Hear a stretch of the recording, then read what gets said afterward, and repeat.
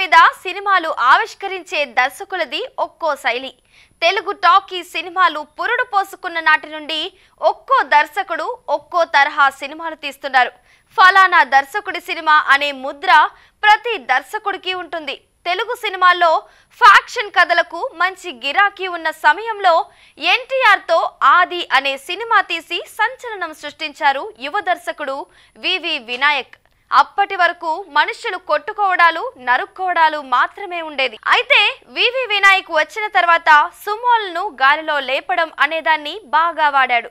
ఒక రకంగా చెప్పాలంటే యాక్షన్ చిత్రాలను ఎంత ఘాటుగా చెప్పాలో నాడి తెలిసిన దర్శకుడు అతడు. అసిస్టెంట్ డైరెక్టర్ గా జీవితాన్ని ప్రారంభించి తరువాత దర్శకుడై పెద్ద హీరోలతో సినిమాలు తీసిన వివి వినాయక్ సినిమా ప్రయాణం గురించి తెలుసుకుందాం. వివి వినాయక్ అసలు పేరు గండ్రోతు వీర వెంకట వినాయకరావు. 1974 అక్టోబర్ 9న చాగల్లులో పుట్టారు. తండ్రి పేరు కృష్ణారావు, తల్లి పేరు నాగరత్నం. కృష్ణారావు గారికి ఒక సినిమా థియేటర్ ఉండేది. దాంతో పాటు సినిమా డిస్ట్రిబ్యూటర్ గా కూడా ఉండేవారు. అంతేకాకుండా ఆయనకు రాజకీయాల్లో కూడా చురుగ్గా తిరిగేవారు. తెలుగుదేశం పార్టీలో కార్యకర్తగా ఉండేవారు. ఒక దఫా చాగళ్లకు ప్రెసిడెంట్ గా కూడా ఎన్నుకోబడ్డారు. వివి వినాయక్ కు 2 చెల్లెళ్ళు, 2 తమ్ముళ్ళు. వినాయక్ అమ్మమ్మ గారి ఊరు దొమ్మేరు. ప్రముఖ దర్శకుడు ఈవివి సత్యనారాయణ ఊరు కూడా అదే. వినాయక్ ఇంటర్మీడియట్ వరకు చాగల్లులోనే చదువుకున్నారు. చిన్నతనం నుండే సినిమాలు బాగా చూసేవారు. మరీ ముఖ్యంగా చిరంజీవి సినిమాలు ఇష్టంగా చూసేవారు. ఇంటర్మీడియట్ లోనే చిరంజీవి అభిమాన సంఘానికి అధ్యక్షుడిగా కూడా చేశారు. ఒకసారి విజేత సినిమా విజయోత్సవ సభకు వెళ్లి అక్కడ జరిగిన తోపులాటలో చెప్పులు పోగొట్టుకున్నారు. తాను ఇంటర్మీడియట్ చదువుతున్న సమయంలో వివి వినాయక్ తండ్రి కొన్న సినిమాలు సరిగ్గా ఆడకపోవడం, ప్రకృతి వైపరీత్యాల వల్ల భారీగా నష్టాలొచ్చాయి. కృష్ణారావుకు అప్పులు కూడా అయ్యాయి. ఆ సమయంలోనే తాను సినిమాల్లోకి వెళ్లి బాగా సంపాదించాలని వివి వినాయక్ నిశ్చయించుకున్నాడు. ఈ విషయాన్ని వాళ్ళ నాన్నతో చెప్తే ఆయన వద్దన్నారు. దానికి కారణం సినిమా రంగానికి వెళ్లిన వారికి పిల్లనివ్వడానికి ఎవ్వరూ ముందుకు రారు అనేది ఆయన అభిప్రాయం. కొడుకు సినిమాల్లోకి వెళతానని అనగానే ఆ ఆలోచన నుండి దూరం చేయడానికి విజయవాడలో చదువుకోవడానికి హాస్టల్లో చేర్పించారు. అయితే అక్కడ ఎక్కువ కాలం ఉండకుండా తిరిగి వచ్చేశారు. చదువు గురించి, సినిమాల్లోకి వెళ్లే దాని గురించి తండ్రికి కుమారుడికి బాగానే చర్చలు జరిగాయి. అయితే కొడుకు పట్టుదల చూసి వారి తండ్రి సినిమాల్లోకి వెళ్లమని గ్రీన్ సిగ్నల్ ఇచ్చారు. రాశి మూవీస్ నరసింహరావు అనే నిర్మాత వివి వినాయక్ తండ్రి గారికి ఉన్న పరిచయంతో మాట్లాడి మద్రాసుకు పంపించారు. అదే సమయంలో రాశి మూవీస్ నరసింహరావు అబ్బాయి గారు సినిమా చేస్తున్నారు. మద్రాసుకు వచ్చిన వినాయక్ కు ఆయనే ఉండటానికి ఏర్పాట్లు చేశారు. అయితే ఆ వాతావరణం కొత్త కావడం, ఆయనకు ఎవరు గైడ్ చేసేవారు లేకపోవడంతో తిరిగి సొంత ఊరుకు వెళ్లిపోయారు. అతను ఎందుకు తిరిగి వచ్చాడో తెలుసుకున్న వివి వినాయక్ తల్లి కొడుకును ఇక్కడే ఉండిపో అని చెప్పింది. అయితే తెలిసిన వారు వినాయక్ తో సినిమా పరిశ్రమకు వెళ్లి నిలదొక్కుకోవాలంటే అంత సులువు కాదు అని సెటైర్ కి అనడంతో వినాయక్ కు రోషం వచ్చింది. అదే రోజు సినిమా పరిశ్రమకు వచ్చి దాని అంతు చూడాలనే పట్టుదలతో మద్రాసుకు బయలుదేరి వెళ్లిపోయారు. మద్రాసుకు వెళ్లిన తర్వాత ఈవివి గారితో ఉన్న పూర్వ పరిచయంతో ఆయన కలిశారు. ఆయన వద్ద అప్పటికే ఎక్కువ మంది ఏడీలు ఉండటంతో దర్శకుడు సాగర్ దగ్గరకు వెళ్ళమని చెప్పాడు. ఆ సమయంలో సాగర్ సంచలనం అనే సినిమా తీస్తున్నాడు. ఆ సినిమాకు వివి వినాయక్ ను అసిస్టెంట్ డైరెక్టర్ గా పెట్టుకున్నారు. ఆ సినిమా పూర్తి కాలేదు. దాని తర్వాత అమ్మ దొంగ అనే సినిమా ప్రారంభమైంది. ఆ సినిమాకు పనిచేస్తున్న సమయంలో ఎల్బి శ్రీరామ్ తో పరిచయం ఏర్పడింది. ఆ సినిమాకు ఎల్బి శ్రీరామ్ రాత్రిపూటనే సంభాషణలు రాసేవారు. దాంతో వినాయక్ ఆయన రాసే వరకు తాను కూడా మేల్కొనేవాడు.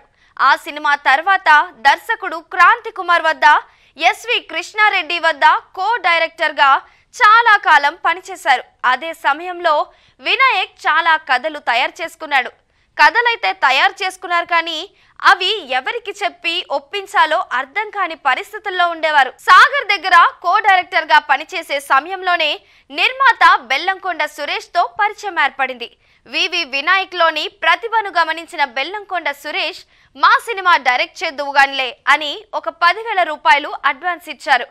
ఒక సినిమా షూటింగ్ నిమిత్తం స్విట్జర్లాండ్ కు వెళ్లారు. వీరి సినిమా షూటింగ్ లొకేషన్ కు దగ్గరలోనే జూనియర్ ఎన్టీఆర్ నటిస్తున్న స్టూడెంట్ నెంబర్ 1 షూటింగ్ జరుగుతూ ఉంటే అక్కడికి వెళ్లి వివి వినాయక్ తనను తాను పరిచయం చేసుకొని తన వద్ద ఉన్న ఓ కథను అతనికి చెప్పారు. ఆ కథ జూనియర్ ఎన్టీఆర్ కు నచ్చడంతో ఇండియా వెళ్ళాక కలుసుకుందామని ఎన్టీఆర్ వివి వినాయక్ తో చెప్పారు. అనుకున్నట్టుగానే ఇండియాకి వచ్చాక ఎన్టీఆర్ ను వినాయక్ వెళ్లి కలిశారు. అప్పటికే బాలకృష్ణ కోసమని తయారు చేసుకున్న కథను కాస్త అటు ఇటుగా మార్చి ఎన్టీఆర్ కు చెప్పడంతో ఆ కథ అతనికి బాగా నచ్చింది. దాంతో ఆది సినిమా ద్వారా వివి వినాయక్ దర్శకుడయ్యారు. బెల్లంకొండ సురేష్ ద్వారా పరిచయమైన నల్లమలుపు బుజ్జి ఈ సినిమాను నిర్మించారు. ఆ సినిమా ద్వారా ఉత్తమ దర్శకుడు అవార్డు కూడా అందుకున్నారు. ఈ సినిమా విజయం తర్వాత బాలకృష్ణతో చెన్నకేశవరెడ్డి అనే సినిమాను చేశారు. ఆ సినిమా మంచి విజయాన్ని సాధించింది. వివి వినాయక్ స్టార్ డైరెక్టర్ గా 2వ సినిమాతోనూ ఎదిగారు. ఆ సమయంలోనే ఆయన వద్దకు వచ్చిన రాజు అనే నిర్మాత నితిన్ హీరోగా దిల్ అనే సినిమాను చేశాడు. ఆ సినిమా ఎంతటి విజయాన్ని సాధించిందో తెలిసిందే. ఆ సినిమా తర్వాత రాజు అనే ఆ నిర్మాతకు దిల్ అని చేర్చి దిల్ రాజు గా మారిపోయాడు. ఆ తర్వాత వివి వినాయక్ కు చిరంజీవి వద్ద నుండి పిలుపు వచ్చింది.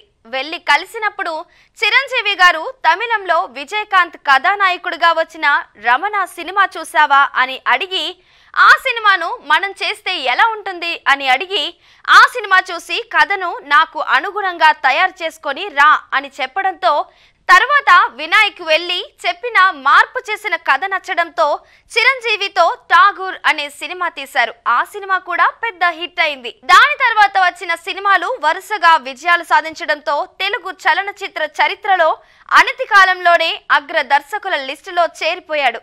వరుసగా 17 సినిమాలు డైరెక్ట్ చేసిన వినాయక్ ను కథానాయకుడిగా పెట్టి దిల్ రాజు సీనయ్య అనే సినిమాను ప్రారంభించారు. ఎందువల్లనో ఆ సినిమా కొన్ని రోజులు షూటింగ్ చేసిన తర్వాత ఆగిపోయింది. ఆ మధ్య వినాయక్ రాజకీయ రంగ ప్రవేశం చేయబోతున్నారు అని వార్తలొచ్చాయి. అయితే అవి పుకార్లుగానే మిగిలిపోయాయి. అతను ఏ రాజకీయ పార్టీలో కూడా చేరలేదు. ప్రస్తుతం వివి వినాయక్ సైలెంట్ గా ఉన్నారు. ఏదో ఒక రోజు మళ్ళీ ఏదో ఒక సినిమా అనౌన్స్ చేసే అవకాశం కూడా లేకపోలేదు. ఈ సందర్భంగా మహామాక్స్ తరపున వివి వినాయక్ కి బర్త్డే విషెస్ తెలుపుకుందాం.